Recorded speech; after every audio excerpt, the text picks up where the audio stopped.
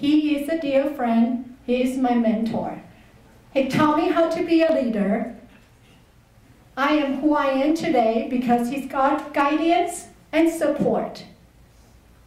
I'm here to promise to follow his footsteps, to be the leader you all have and trust in me, to continue this journey and to serve our communities.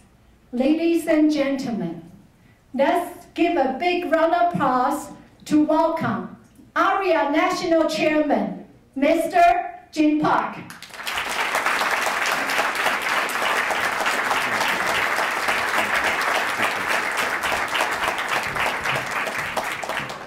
That's quite an introduction. Thank you, Michelle. I was kind of looking behind me to see if there was something else, someone else you were introducing when you were going through all that.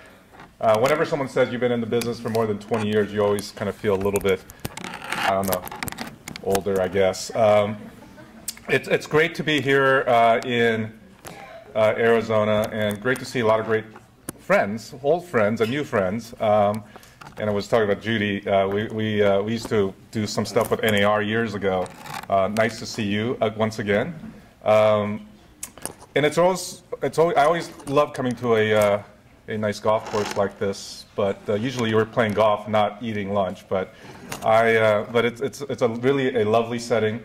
Michelle, you and the rest of the Arizona board, you have done such a great job with this organization. So thank you for really the dedication and the hard work you've put into it. As you know, everyone that's part of this organization they're volunteers, and they do this because they believe in it, they're committed to it, and so we thank you for all the people, not only in this room, but all the people that are out in front, checking people in, all that. I really want to thank all of you for everything you do. This year, just by the way, I flew in from San Diego this morning, and it was just as cold in San Diego this morning as it is here, which is shocking. I was looking forward to getting warmed up a little bit. You know, in the summer months, I live in San Diego. In summer months, I see more Arizona plates in my neighborhood than I do California plates. I think we call it zone. I'm not sure if this is an offensive word or not, but everyone calls them zonies, and it pretty much takes over San Diego during that 3-month period, and so it sort of feels like being at home when I see all the license plate as I'm driving around this area. It's interesting. Just a few years ago, people thought that Arizona wouldn't recover from the housing downturn for about 10 years, right? People are saying it's going to take decades, maybe a lifetime before this market turns around. But, you know, lo and behold, it's probably the fastest home price appreciation market in the country today. It's interesting how quickly the market changes, how business changes.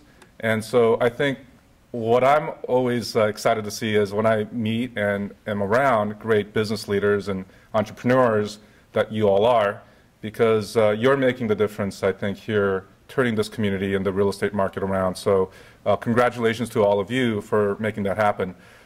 Just a quick little background on AREAA and what we've been doing. Last 10 years, this year is our 10th year anniversary for the organization. And it is quite an achievement, because I was there sort of in the beginning, I guess. I was one of the individuals involved early on. But it really takes an army of believers and an army of doers to take an organization like this, well, a little idea, and turn it into an organization that has 27 chapters nationwide. We have a chapter even in Canada. We pulled off a conference last year in China, 3-city conference with 1,000 people.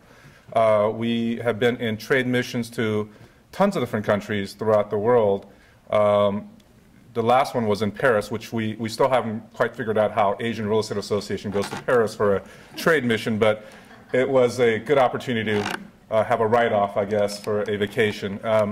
But we've been to China, Vietnam, Japan, Korea, and Thailand, and many other countries. And in a couple of months, we'll be going to Philippines and Singapore. Again, the idea here is to how do we bring and connect international investors, people who want to invest in this country, and people who want to invest in those countries to connect up and work together. as you know, over the last year, about $87 billion of real estate investment from overseas came to the United States. And about a quarter of that came from Asia. And we know that's going to continue to grow. And we want to be in the front seat of helping to drive that investment in this country. And you all know, probably better than anyone else, because there's so much investment from outside the state, but also outside the country right here into Arizona. You know the value of having that relationship and that connection and what that means to your business and to the stability of the real estate market right here. So we're doing that. We're working on that. We're very excited that Angela is taking the steering wheel of the organization and continue to grow the organization in the right direction. And we also have just this year not only focus on international, although we do have, by the way, we are going to go to a place that is going to definitely be warmer than it is here. We're going to be going to Hawaii in April to have our global summit. We're having people from throughout the country, throughout the world and the country joining us. So hopefully some of you, many of you, can join us in Hawaii, and it'll be fun. We're going to be doing free surf lessons during sessions. But but last year we had it in New York City. Obviously another place where we have a lot of foreign investments. We have people from 11 different countries in attendance, as well as our members throughout the country. And it is, in my view, it is really the wave of the future. I also want to talk a little bit about, I'm sure other folks who are in the real estate business understand what it means to have a voice in policy and politics today, more so than ever before. Yesterday, or was it the day before, the qualified mortgage rule came out after years of wrangling over what that's going to look like. Certainly that's going to have an impact on lending in this country in a big, big way. It's going to have a impact on lending in a way that's going to constrain lending, and it's going to impact the diverse minority communities quite substantially in the years ahead.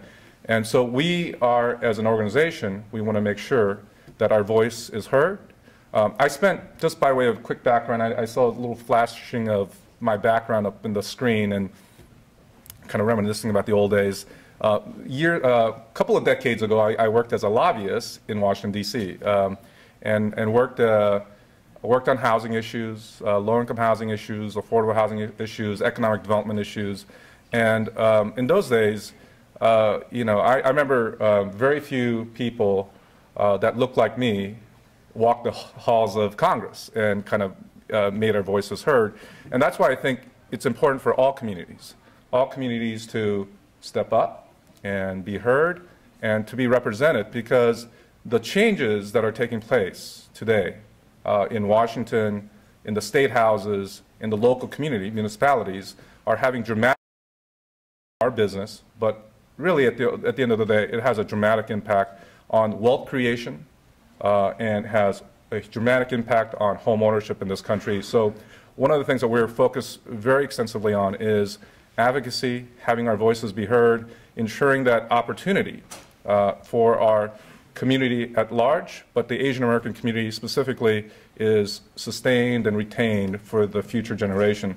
I'll just end with this quick thing. This logo right here, that little logo that I have on my pin here, when we developed this logo years ago, it was obviously, when you look at it, it's sort of an Asian flared kind of a roof line. But if you were to kind of drop one of the sides down a little bit, it is a Chinese character, Ren, which means mankind.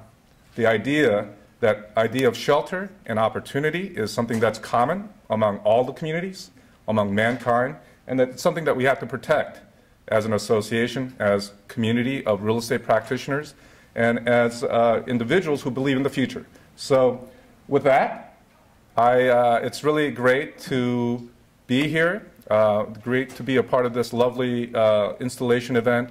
And I want to thank all of you for the opportunity to say a few words this afternoon. Is it morning or afternoon still? What is it? Is it still morning? It's morning. I want to be correct. I get confused a little bit. Actually, I flew in here this morning, and I somehow lost an hour coming out here, and so I always get confused. You don't believe in daylight savings. I like that. I like the kind of the maverick element of that. And so again, thank you very much, and I know you'll have a great morning and afternoon. Thank you. Thank you.